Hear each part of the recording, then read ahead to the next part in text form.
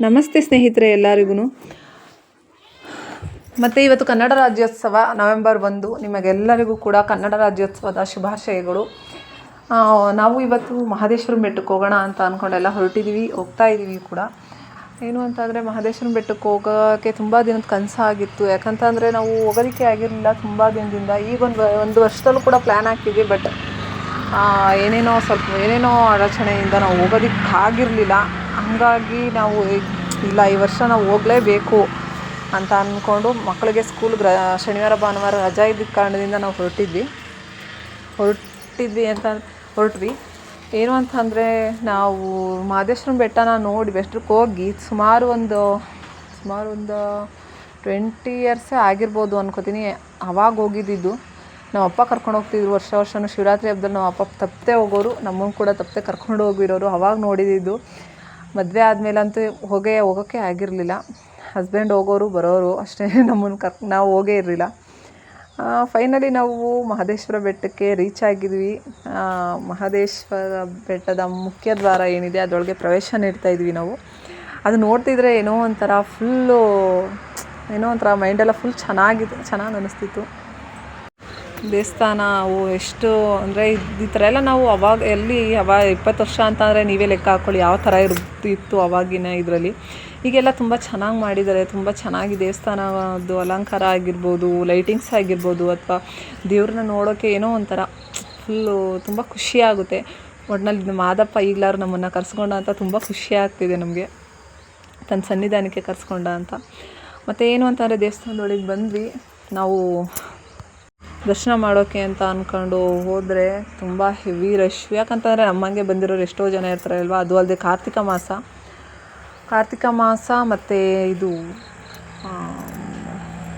ಮಾಸ ಮತ್ತು ಶನಿವಾರ ಭಾನುವಾರ ಆಗಿರೋದ್ರಿಂದ ಹೆವಿ ರಶ್ ಇದೆ. ನೀವೇ ನೋಡ್ತಿದ್ದೀರಲ್ಲ, ನೀವೇ ನೋಡಿ ಫ್ರೆಂಡ್ಸ್. ಮತ್ತು ಆವತ್ತು ಇವರ ಮುಖದಲ್ಲಿ ಒಂದು ತೇಜಸ್ಸನ್ನು ನೋಡಿದೆ, ಏನನ್ನು ಸಾಧಿಸಿರೋ ಸಂತೋಷ. ಮತ್ತು ನಾವು ದರ್ಶನ ಎಲ್ಲ ಮುಗಿಸೋಷ್ಟೊತ್ತಿಗೆ 11:30 ಆಯಿತು.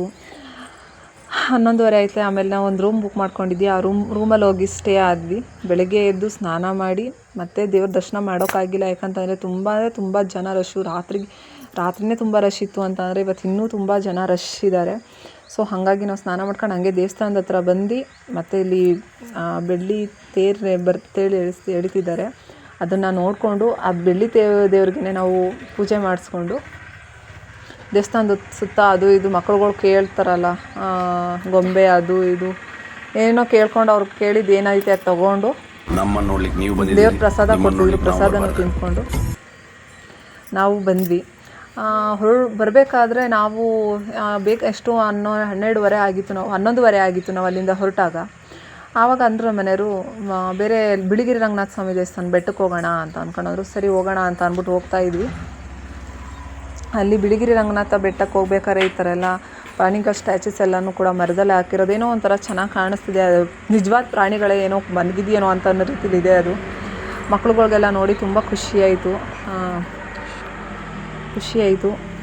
ಮತ್ತು ನಾವು ಫೈನಲಿ ಬೆಟ್ಟಕ್ಕೆ ಹೋಗಿ ರೀಚ್ ಆಗ್ತಿದ್ದೀವಿ. ನಾವು ಬಿಳಿಗಿರಿ ರಂಗನಾಥ ಸ್ವಾಮಿ ಬೆಟ್ಟಕ್ಕೂ ಕೂಡ ಹೋದರೆ ಏನಾಯಿತು ಅಂತ ಅಂದರೆ ಬಾಗಿಲು ಹಾಕಿದ್ದಾರೆ.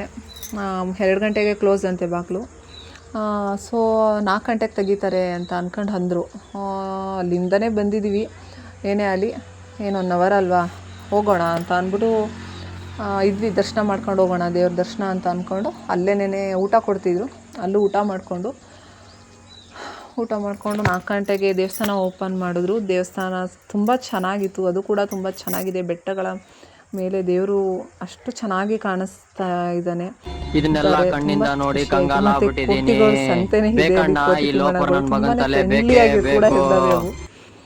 ನಮ್ಮ ಮಕ್ಳಿಗಂತೂ ತುಂಬ ಖುಷಿ ಆಯಿತು.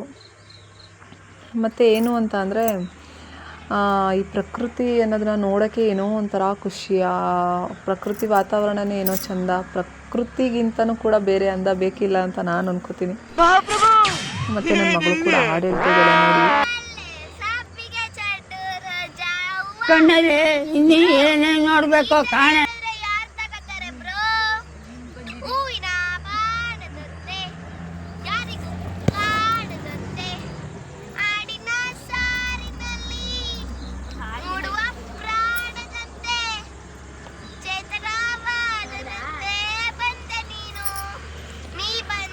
ಇದಾಗಿತ್ತು ನನ್ನ ವ್ಲಾಗ್. ನಿಮಗೆ ನನ್ನ ವಿಡಿಯೋಯಿಂದ ಇಷ್ಟ ಆದರೆ ನಮ್ಮ ವಿಡಿಯೋ ಇನ್ನು ನೀವು ನೋಡೋಕೆ ಇಷ್ಟಪಡ್ತಿದ್ರೆ ಲೈಕ್ ಮಾಡಿ, ನನ್ನ ಚಾನಲ್ನ ಸಬ್ಸ್ಕ್ರೈಬ್ ಮಾಡಿ, ಮತ್ತು ಶೇರ್ ಮಾಡಿ, ಮತ್ತು ಕಮೆಂಟ್ ಮಾಡಿ. ಒಳ್ಳೆ ಮಕ್ಕಳಿಗೆ ಜನ್ಮ ಕೊಟ್ಟೆ. ಒಂದೊಂದು ಮುತ್ತು ಕಡೆ.